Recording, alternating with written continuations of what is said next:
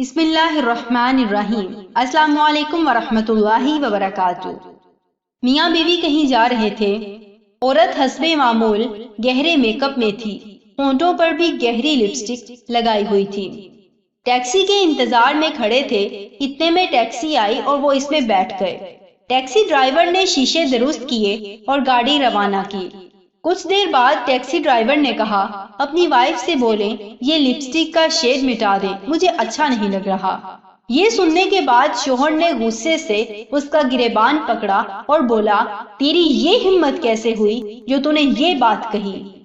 Driver نے مسکراتے ہوئے کہا، بھائی اگر یہ آپ کے لیے سجی سمری ہوتی تو گھر میں سجتی، یہ تو راستے کے لیے تیار ہوئی ہے، اور راستے کی ہر چیز پر تنقید اور پسندیدگی کا اختیار ہر شخص کو ہے۔ مرد کا غصہ جھاگ کی طرح بیٹھ گیا۔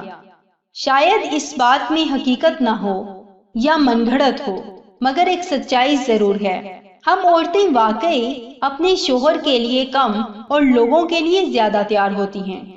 کسی تقریب میں جانا ہو تو گھنٹوں سجنے سنورنے میں لگا دیتی ہیں، مگر شوہر کے آنے کا وقت ہو تو کبھی ان کے لیے تیار نہیں ہوتی۔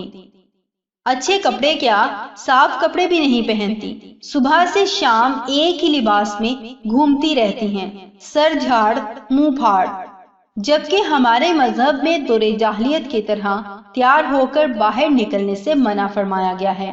یہ نہیں کہا تم اپنے گھروں میں بھی سجا سنورا نہ کرو، بلکہ کہا گیا ہے زیبائش شوہر کے لیے ہے، مگر ہم اس کے برعکس ہوتی ہیں۔ شاید یہی وجہ ہے کہ عام مردوں کو دوسروں کی بیویاں اور اپنے بچے زیادہ اچھے لگتے ہیں۔